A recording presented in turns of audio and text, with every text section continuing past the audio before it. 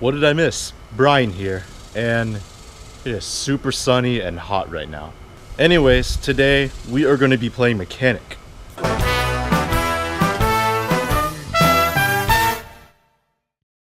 It's that time where after you drive a certain amount of miles, you need to change the oil. Unless if you drive an electric car like a Nissan Leaf or a Tesla, then you don't need to worry about it. I have a little over 77,000 miles on my truck, and I change the oil after every 7,500 miles.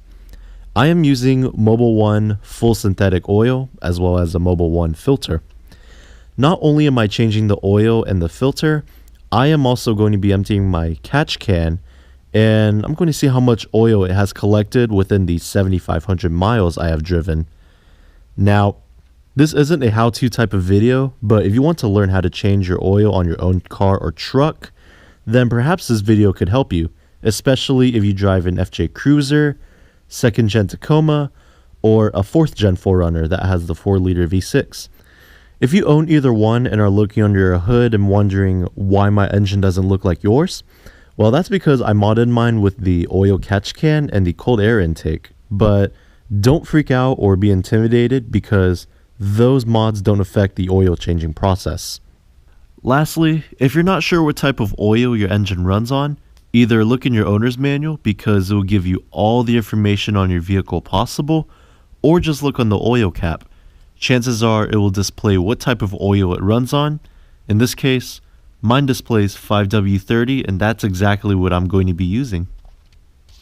And without further ado, let's get to it. And for a truck like this, you should be able to get under there with no problem. And this is why I need to lift my truck. I'm a 6-foot dude, kind of fit, kind of fat, and at stock height, this truck is crushing my face and my chest. So I can't quite change the oil without being able to see like where the drain bolt is and all that. I can feel the drain bolt, it's right here, but I don't quite have enough space to work around here. And with a socket or a breaker bar, I don't have enough leverage to break it open. So I feel like I should have gone ramps for this, but if I lift my truck, it'd be no point. So I do have one idea.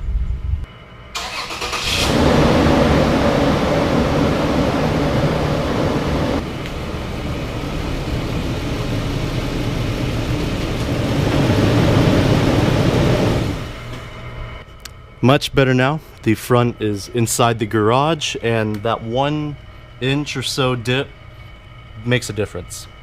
I'm laying right under the transmission, as you can see right here, and that 1 inch just gives me enough breathing room to work around here.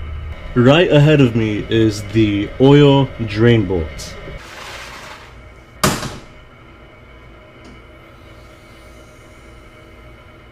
To make it flow faster, unscrew the oil cap, and then it'll make it flow faster. Okay, I'm gonna move this off to the side for now. So first thing you need to do is undo the drain bolt. In this case, it's a 14 millimeter. Okay, once you got the bolt moving, you could loosen it by hand, and should be coming out now. Ah, there we go. And there's the drain bolt. I'm gonna leave this here and let it drain for a little bit.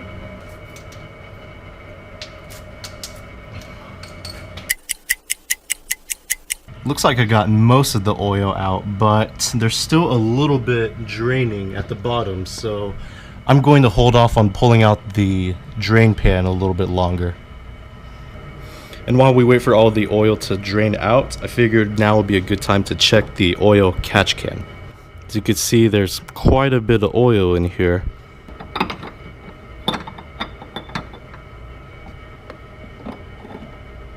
Okay. I'm inside the house right now, and it's very difficult to see, but it looks like it's taken up about 1/3 of the can. And the oil was black this time. Unlike last time, whenever I had a family road trip to San Antonio and San Marcos, or Marcos, however you want to say it, that racked up a total of 400 miles. And when I checked the oil, it was like chocolate milky. It looked like a coffee. This time it's all black and it's starting to look like what I should be capturing. I got my makeshift funnel. Literally, it's just a water bottle that's been cut in half. We're going to see how much oil is in this can.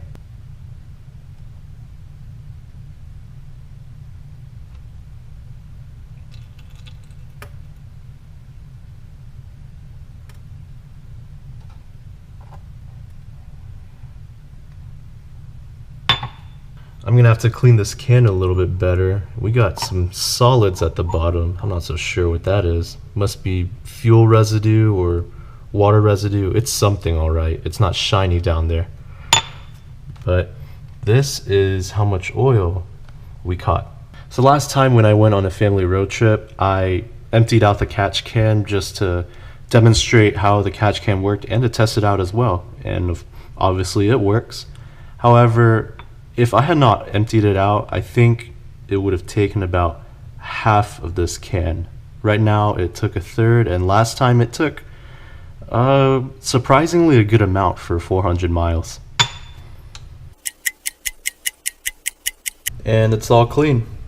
I also cleaned the filters, or they call it the baffles, as well as the dipstick. Now all that's left to do is to put everything together and move on to the next step. Now that all the oil has drained out, I'm going to carefully push this out and put the drain bolt back in. We still got some drops hitting the garage floor. And one thing I forgot to mention is generally with the drain bolts there should be a crush gasket, and it's a one-time use and you have to replace it every time.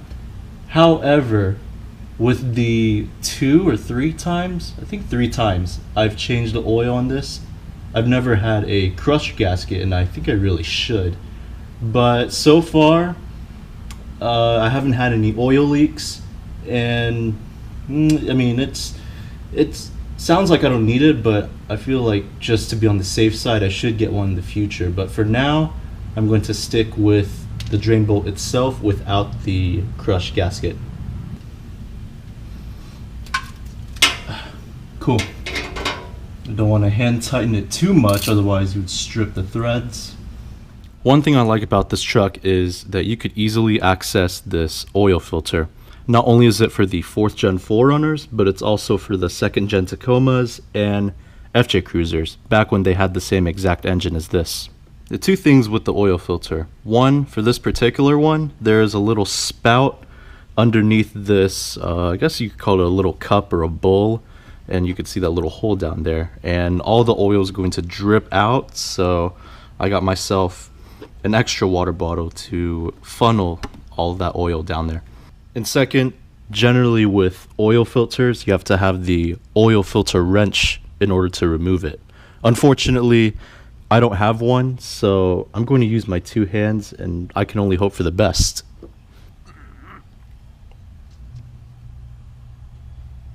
Oh wow. Alright, well that was a lot easier than I thought. Got my water bottle. I'm gonna hold it under, and here we go.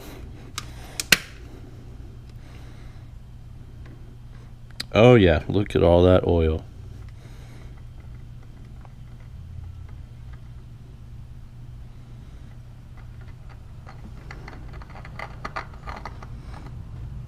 Look at that. There we go. And that is all the oil from the filter. So I'm gonna clean this up better before I put in the new filter. Not perfect, but we got most of the oil out and we're good to go. When it comes to adding the new filter, it's highly recommended to add some oil onto the gasket. That way for the next oil change in the future, it would be a lot easier to remove it. And that's exactly why it was a lot easier for me to remove that old filter. Should be able to screw in with no problem. You should not have to force it. Alright, just tighten it enough and we should be good.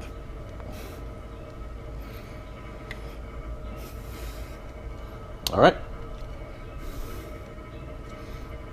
Now comes the fun part where we start dumping new oil into the engine. We got the funnel and we got the oil. Okay, here we go.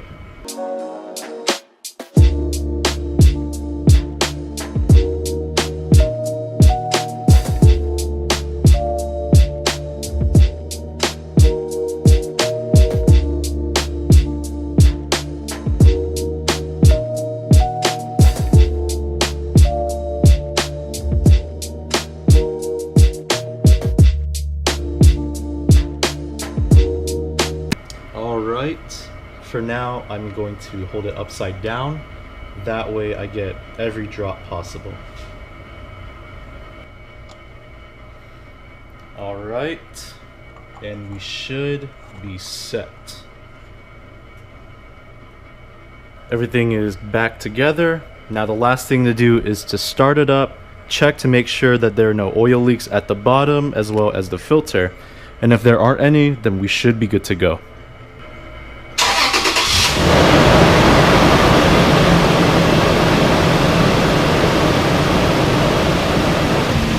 So far, by the looks of it, there are no oil leaks. I still need to clean up that little oil spill right there. And looking at the filter, there's no leak either. So we are all set.